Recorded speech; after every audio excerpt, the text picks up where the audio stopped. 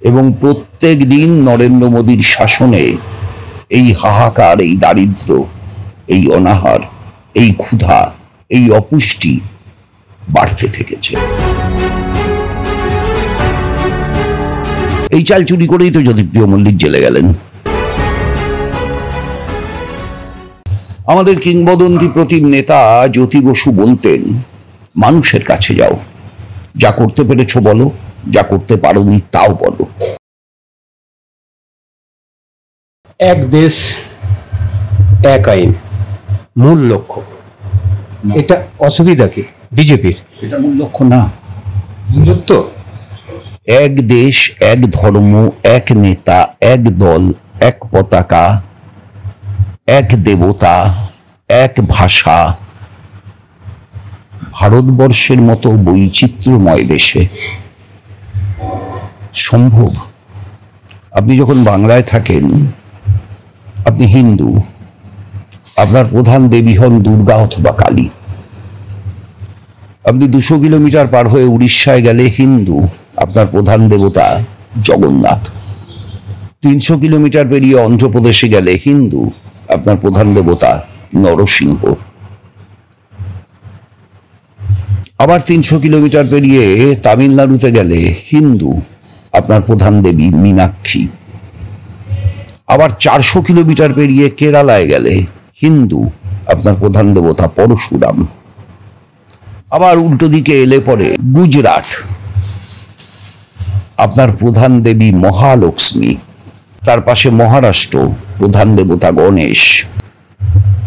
জম্মু কাশ্মীরে যদি চলে যান, জয় মাতা দি। উত্তর ভারতে রাম, পাঞ্জাবে গুরু নানক। এই যে বৈচিত্র্যের ভারত, সবগুলো আমি বললাম না, অনেক সময় লাগবে বলে।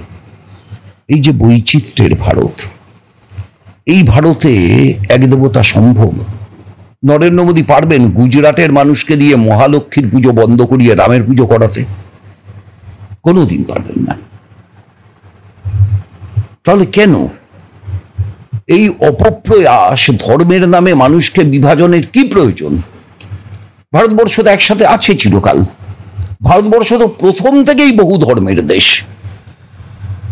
হিন্দু ধর্ম, বৌদ্ধ ধর্ম, জৈন ধর্ম, অনেক পরে তো ইসলাম, তার আগে খ্রিস্টিয়ানিটি,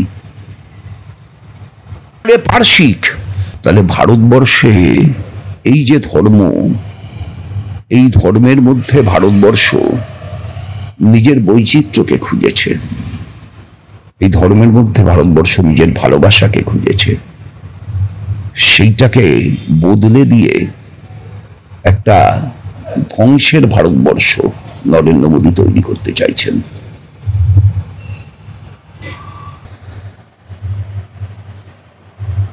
প্রতি বছর 80 কোটি লোককে রেশনিং ব্যবস্থা,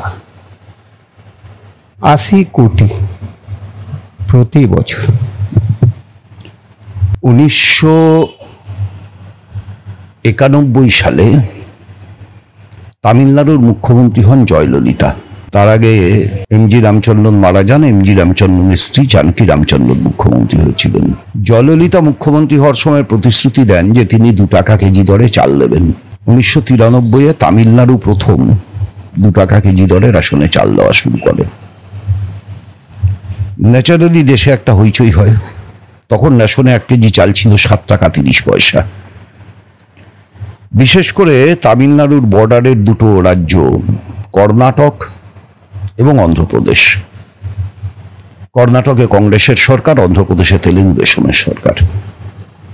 এই 2টো রাজ্যের সাংসদরা দিল্লিতে দাবি করেন 2 টাকা কেজি চাল। কিন্তু এটা তো একটা রাজ্যে চালু হয় না। অতীতে আমাদের সবার একরকম রেশন কার্ড ছিল গোটা ভারতবর্ষে। তখনই প্রথম 2 রকমের রেশন কার্ড চালু হয়, এপিএল এবং বিপিএল। তাতে 2 টাকা কেজি চাল বিপিএল তালিকাভুক্তরা পেতেন। এই রাজ্যে 2,64,00,000 মানুষ 2 টাকা কেজি চাল তখন থেকে পান। পরবর্তীকালে ইউপিএ 1 সরকারের সময় 61 জন সাংসদ নিয়ে বামপন্থীরা সেই সরকারকে সমর্থন করে মন্ত্রিত্ব নেয় না, যদিও 12 জনের মন্ত্রিত্ব নেওয়ার সুযোগ ছিল। সিপিআই 2 জন মন্ত্রী হয়েছিলেন, ইন্দ্রজিৎ গুপ্ত এবং চতুরানন মিশ্র, বাকি কেউ মন্ত্রী হয়নি। আমাদের কথা ছিল যে মানুষের জন্য কিছু কাজ করতে হবে। কোর কমিটি তৈরি হয়েছিল, সেই কোর কমিটি থেকে প্রস্তাব হয় দেশে খাদ্য সুরক্ষা আইন চালু করতে হবে, সবাই যাতে পেট ভরা খাবার পায় সরকারি ব্যবস্থাপনায়। সেই খাদ্য সুরক্ষা আইন তৈরি হয় ইউপিএ 2 এর আমলে। বিল পেশ হয়েছিল ইউপিএ 1 এর আমলে, ইউপিএ 2 এর আমলে আইন হয়। তারপর মনমোহন সিংয়ের সরকার হেরে গেল, নরেন্দ্র মোদীর সরকার এলো। আইনটা ইউপিএ 2 এর আমলে তৈরি, প্রয়োগটা নরেন্দ্র মোদীর আমলে। কারণ কৃতিত্ব নরেন্দ্র মোদীর না, কৃতিত্ব ফার্স্ট ইউপিএর। সেই আইন অনুযায়ী 5 কেজি করে চাল, 2 রকমের রেশন কার্ড পাল্টে 3 রকমের ration card, AAY, PHH, SPHH। আর আমাদের রাজ্যের মুখ্যমন্ত্রীর তো একটু এক্সট্রা কারিকুলার অ্যাক্টিভিটিস আছে, কোনো প্রয়োজন ছিল না। RKSY 1 আর RKSY 2 করলেন। RKSY 1টা অ্যাটলিস্ট PHH বা SPHH এ ঢুকে যেতে পারত, কোনো মানেই ছিল না আলাদা করার। যাই হোক, এটা হলো, এবং সেই হিসেবে অন অ্যান্ড অ্যাভারেজ 5 কেজি করে চাল মানুষ পান, অন অ্যান্ড অ্যাভারেজ। এবার আপনি দেখবেন দুটো জিনিস। এক, সেটা হচ্ছে যে 5 কেজি করে চাল যে মানুষ পান, সেটা সব ক্ষেত্রে সব মানুষ 5 কেজি পান না, কম চাল দেওয়া হয়। এই চাল চুরি করেই তো জ্যোতিপ্রিয় মল্লিক জেলে গেলেন, 10,000 কোটি টাকার এই চাল চুরি করেই তো জ্যোতিপ্রিয় মল্লিক জেলে গেলেন। আমি আসছি রাজ্যে, না, আমি বলছি এই চাল চুরি করে যেমন জ্যোতিপ্রিয় মল্লিক এই রাজ্যে চলে গেলেন, তেমন এই চাল বিজেপির রাজ্যগুলোতেও চুরি হয়েছে। কিন্তু এই খাদ্য সুরক্ষা আইন অনুযায়ী যেটা পান, তার কৃতিত্ব আপনি নরেন্দ্র মোদীকে দেবেন কেন? তার কৃতিত্ব তো দিতে হবে ইউপিএ 1 সরকারকে। পলিসিটা তো তারা তৈরি করেছিলেন। এই যে এখন মমতা ব্যানার্জি মাঝে মাঝেই বলেন যে উনি না থাকলে পরে, উনি না জিতলে লক্ষ্মীর ভান্ডার উঠে যাবে, না, উঠবে না। কারণ সরকারি প্রকল্প একবার চালু হলে সেই প্রকল্প ওঠে না, নাম বদল হতে পারে। ধরুন আবাস যোজনা, এই আবাস যোজনা প্রথম চালু করেছিলেন ইন্দিরা গান্ধী, নাম ছিল জওহরলাল নেহেরু আবাস যোজনা। তারপরে সেটা ইন্দিরা আবাস যোজনা হলো, তারপরে সেটা প্রধানমন্ত্রী আবাস যোজনা হলো। নামগুলো বদলালো, কিন্তু যোজনাটা তো রইল। তার মানে আপনি পাবলিকের মধ্যে, আপনি একেবারেই তুলে ধরেছেন যে পাবলিকের মধ্যে একটা প্রশ্ন আছে। মমতা যেহেতু বারবার আমাদের মুখ্যমন্ত্রী বলেন যে আমি না থাকলে এই ধরনের প্রকল্পগুলো, যে লক্ষ্মীর ভান্ডার, কন্যাশ্রী, যা যা প্রকল্প আছে বন্ধ হয়ে যাবে, আপনি অ্যাসিওর করছেন যে এগুলো বন্ধ হয় না, কোনোটাই বন্ধ হয় না। কন্যাশ্রী তো মমতা চালু করেননি, কন্যাশ্রী তো এই রাজ্যে 2008 সালে চালু হয়েছে। কি বলছেন? লোকে কন্যাশ্রী, উনি পুরস্কার নিয়ে এলেন। আপনি শুনুন, আপনি শুনুন, সার্চ করুন, নেটে যান। তখন এই প্রকল্পটার নাম ছিল incentive scheme for girls students. মাসিক 100 টাকা করে 1200 টাকা বছরে দেওয়া হতো তাদের ব্যাংক অ্যাকাউন্টে, 2008 সাল থেকে। মমতা ব্যানার্জি ক্ষমতায় আসার পরে এই প্রকল্পটার নাম বদলে করে দিলেন কন্যাশ্রী, আর দিলেন এককালীন 500 টাকা, আসলে কমিয়ে দিলেন টাকা। আগে 1200 টাকা পেত, তারপরে 500 বেড়ে 750 হলো, এখন 750 বেড়ে 1000 হয়েছে। আর তার বিজ্ঞাপন হচ্ছে। আপনি সেম প্রকল্প তামিলনাড়ুতে পাবেন অন্য নামে, সেম প্রকল্প অন্ধ্রপ্রদেশে পাবেন অন্য নামে। এই প্রকল্পটা অরিজিনালি হচ্ছে ইউনেস্কোর প্রকল্প। ভারতবর্ষের মতো তৃতীয় বিশ্বের দেশগুলোতে, উন্নয়নশীল দেশগুলোতে প্রথমে চালু হয়েছিল হচ্ছে ছাত্রীদের জন্য, কন্যাদের জন্য কেবল। তারপরে পরবর্তীকালে প্রথমে তপশিলি জাতি, উপজাতি, অনগ্রসর সম্প্রদায়ের ছাত্রীরা ছিলেন তালিকায়, তারপরে সকলে আসেন তালিকায়। এগুলো সব হয়েছে। কিন্তু এই প্রকল্পটাই incentive scheme for girls students নামে বাম আমলে ছিল। পরে মমতা ব্যানার্জি নাম বদলেছেন কন্যাশ্রী। তেমন ভবিষ্যতে কেউ সরকারে এলে নাম বদলে অন্য কিছু করতে পারেন, কিন্তু প্রকল্প বাতিল করতে পারবেন না। প্রকল্প চালু থাকবে। সরকারি প্রকল্প চালু হলে আপনি দেখেন না, এখন যখন বাজেট পেশ হয়, ধরুন লক্ষ্মীকান্তপুর বিষ্ণুপুর রেল লাইন বাজেটে বরাদ্দ কত, 1000 টাকা। তার মানে কি প্রকল্পটা চালু রাখা।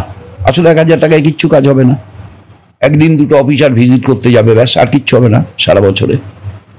কিন্তু প্রকল্পটা চালু রইল খাতায় কলমে। কারণ প্রকল্প কখনো বন্ধ হয় না। মমতা ব্যানার্জি যে রাউনি না থাকলে লক্ষ্মীর ভান্ডার বন্ধ হয়ে যাবে বলছেন, ডাহা মিথ্যে বলছেন, এবং মিথ্যে বলাটাই ওনার কাজ। উনি কি বাতিল করতে পেরেছেন বাম আমলে চালু হওয়া বিধবা ভাতা? উনি কি বাতিল করতে পেরেছেন বাম আমলে চালু হওয়া বার্ধক্য ভাতা, কৃষক পেনশন? বাতিল করতে পেরেছেন? পারেননি, কমিয়ে দিয়েছেন। আর আমরা বলছি আমরা কমাবো না। যারা লক্ষ্মীর ভান্ডার পেতে পারেন এমন সকলকে এই তালিকায় আনবো। 1000 টাকাটাকে বাড়িয়ে অন্তত 2500 টাকা করব, এবং প্রকল্প চালু থাকবে।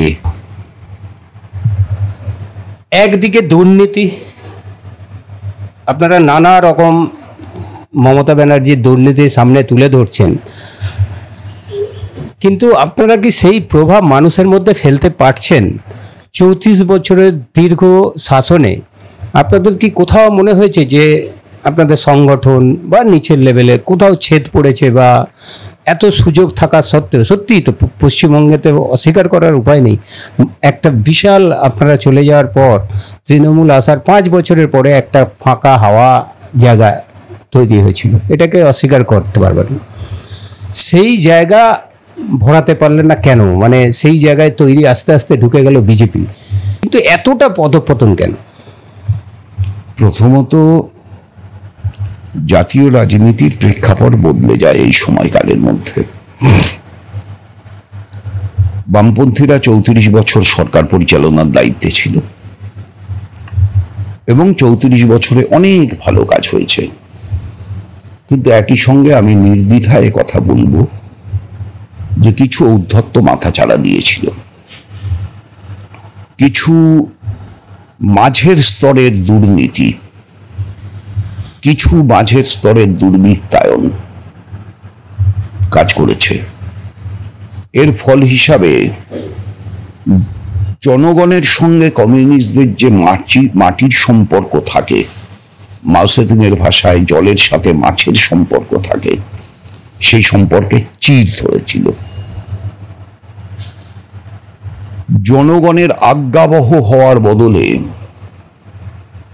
একাংশ জনগণের প্রভু হয়ে গেছিল, কোনো সন্দেহ নেই এই প্রশ্নে।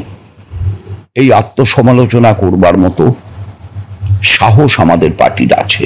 আমাদের পার্টি তার লিখিত ডকুমেন্টে কথা স্বীকার করেছে, যার ফলে জনসংযোগে ঘাটতি দেখা দিয়েছিল, এবং এই জনসংযোগে ঘাটতির যে জায়গা, সেই জায়গা পূরণ হতে সময় লেগেছে। মোহাম্মদ সেলিম পার্টির রাজ্য সম্পাদকের দায়িত্ব নেওয়ার পরে অত্যন্ত দ্রুততার সঙ্গে এই রোগের আসল জায়গাটাকে চিহ্নিত করে সেটাকে মেকআপ করবার জন্য অনেকগুলো রাজনৈতিক সাংগঠনিক স্তরে নতুন ধরনের, নতুন অভিমুখের সিদ্ধান্ত করেছেন, যার সফলতম প্রয়োগ ইনসাফ যাত্রা। এবং যে জনবিচ্ছিন্নতার অসুখ আমাদেরকে গ্রাস করেছিল, সেই জনবিচ্ছিন্নতার অসুখ অনেকটা আমরা কাটিয়ে উঠেছি। সবটা কাটিয়ে উঠেছি আমি এ দাবি করব না, কিন্তু অনেকটা কাটিয়ে উঠেছি, আরো কাটাতে হবে। আমাদের কিংবদন্তি প্রতিম নেতা জ্যোতি বসু বলতেন, মানুষের কাছে যাও, যা করতে পেরেছ বলো, যা করতে পারোনি তাও বলো। মানুষ বিচারক, মানুষ সঠিক বিচার করবেন। কিন্তু মাঝে একটা সময় এমন হয়ে গেল, যা করতে পেরেছি বলেছি, আর যা করতে পারিনি করে দেবো, এ কোনো ব্যাপার না, না এটা পারবো না, এই কথাটা বলবার থক হারিয়ে ফেলেছিল আমাদের কেউ কেউ। কারণ একটা রাজ্য সরকার পরিচালনা করে সব করা যায় না। যদি বসু কোনোদিন বলেননি আমাদের সরকারে রাখুন, আমরা রাজ্যের বেকার সমস্যার সমাধান করে দেবো, কারণ একটা রাজ্য সরকার বেকার সমস্যার সমাধান করতে পারে না। কিন্তু এই ধকটা গোটা পার্টির মধ্যে ছিল না। আজকে আবার সেলিমদা দায়িত্ব নেওয়ার পরে পার্টি এই ধকটা ফিরে পেয়েছে, পার্টি সাহসটা ফিরে পেয়েছে, এবং এই সাহসটা সেলিমদার সুযোগ্য নেতৃত্বে, আমাদের পার্টির রাজ্য সম্পাদক মণ্ডলীর দক্ষ নেতৃত্বে আমরা অর্জন করছি। এখন থেকে 10 বছর আগে মানুষ আমাদের যতটা সমালোচনা করতেন আজ ততটা করছেন না। সমালোচনার ভাগ কমছে, প্রশংসার ভাগ বাড়ছে। ফলে এই যে মানুষের ভেতরে পলিটিক্স মানে কি, পলিটিক্স কেমিস্ট্রির ল্যাবরেটরিতে হয় না, ফিজিক্সের ল্যাবরেটরিতে, বায়োলজির ল্যাবরেটরিতে হয় না। পলিটিক্স হয় হচ্ছে সোসাইটির ল্যাবরেটরিতে, সোশ্যাল ল্যাবরেটরিতে। মার্কস বলতেন it's not simple arithmetic, it's mixed algebra. পরবর্তীকালে তার সঙ্গে যুক্ত হয় it's mixed algebra with some ingredients of chemistry. এই কেমিস্ট্রিটা পলিটিক্সের, সেইটা সেলিমদা কার্যকর করাচ্ছেন, এবং কার্যকর করার মধ্য দিয়ে আমরা অনেকটা এগোচ্ছি। তার একটা মূল কারণ কি বৃদ্ধতন্ত্র যে আওয়াজটা উঠেছিল সেটা, প্রথম কথা নবযৌবনকে নিয়ে আসা। প্রথম কথা বৃদ্ধতন্ত্র এই ব্যাপারটাকে আমি বিশ্বাসই করি না। কিন্তু অস্বীকার করবেন আজকে সৃজন, দীপশিতাদের মানুষ এত পছন্দ করছে। ঠিকই তো। আচ্ছা, সৃজন যত বছর বয়সে এমপি ইলেকশনে দাঁড়িয়েছে তার চাইতে কম বয়সে শ্রমিক লাহিড়ী এমপি ইলেকশনে দাঁড়ায়নি? কিন্তু একটা সময় তো জায়গা ছাড়তে হয়। দাঁড়িয়েছে। আজকে তো ছেড়েছে। শ্রমিক তো আজকে দাঁড়ায় না। কিন্তু সেটা সরকার চলে যাওয়ার পর দাঁড়ান। আপনি বাকি যা বলছেন, আচ্ছা আপনি বলুন তো, বুদ্ধদেব ভট্টাচার্য কত বছর বয়সে প্রথম মন্ত্রী হয়েছেন? গৌতম দেব কত বছর বয়সে প্রথম মন্ত্রী হয়েছেন? নিরঞ্জন মুখার্জি কত বছর বয়সে এমএলএ হয়েছেন? রামচন্দ্র ডোম কত বছর বয়সে এমপি হয়েছেন? সৈফুদ্দিন চৌধুরী কত বছর বয়সে এমপি হয়েছেন? তাহলে কেন বৃদ্ধতন্ত্র বলা হয়? বৃদ্ধতন্ত্র হচ্ছে একটি বুর্জোয়া সংবাদ মাধ্যমের তৈরি করা বিকৃত সংবাদ মাত্র। বৃদ্ধতন্ত্র কোনোদিনই পার্টিকে গ্রাস করেনি, কোনোদিনই না।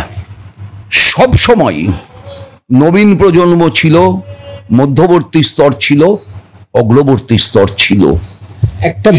কিন্তু এর যে একটা আনুপাতিক প্রতিনিধিত্ব, সেই আনুপাতিক কখনো কখনো মানুষের কাছে মনে হয়েছে যে বৃদ্ধদের আনুপাতিক প্রতিনিধিত্বটা বেশি। এই মনে হওয়াটাকে ব্যবহার করে সত্যকে লুকিয়ে এটাকে বৃদ্ধতন্ত্র নাম দিয়ে চালিয়ে দেওয়া হয়েছে। কিসের বৃদ্ধতন্ত্র? সুভাষ চক্রবর্তী মন্ত্রী হয়েছে বৃদ্ধ হয়ে, শ্যামল চক্রবর্তী মন্ত্রী হয়েছে বৃদ্ধ হয়ে, মানব মুখার্জি মন্ত্রী হয়েছে বৃদ্ধ হয়ে, গৌতম দেব মন্ত্রী হয়েছে বৃদ্ধ হয়ে। কিসের বৃদ্ধতন্ত্রের কথা বলছেন? কোথায় ছিল বৃদ্ধতন্ত্র? সূর্য মিশ্র 28 বছর বয়সে জেলা পরিষদের সভাধিপতি হয়েছে। বর্ধমানের উদয় সরকার কত বছর বয়সে জেলা পরিষদের সভাধিপতি হয়েছে? সব ভুলে যাবেন। অতীত ভুলে যাওয়াটা কোনো কাজের কাজ না। সূর্য মিত্র তো 33 বছর বয়সে রাজ্যের মন্ত্রী। তাহলে বৃদ্ধতন্ত্র বলছেন কেন? আজকে সূর্য মিশ্র বৃদ্ধ, সেদিনের সূর্য মিশ্র কি বৃদ্ধ ছিল? আপনি এবারে বরানগর উপনির্বাচনের প্রার্থী। আপনার বরানগরের জনসাধারণের জন্য কি বলবেন? আমি বরানগরের জনসাধারণের কাছে একটাই আবেদন করছি। দেখুন, এই বিধানসভার উপনির্বাচনে সরকার বদলাবে না, বিরোধী দলও বদলাবে না, কিন্তু ঘটনাচক্রে বিধানসভায় আমরা শূন্য। আমি মনে করি আমাদের দোষেই আমরা শূন্য। আমি অন্য কাউকে দায়ী করতে চাই না, কিন্তু আমাদের শূন্যতার ফল যেটা হয়েছে সেটা হচ্ছে বিধানসভায় বিকল্প কণ্ঠস্বর নেই। তৃণমূল এবং বিজেপি একে অপরের পরিপূরক। তাদের বিরোধিতা মেকি বিরোধিতা, সব মানুষ জানেন, বোঝেন। এই মূল্যবৃদ্ধি, এই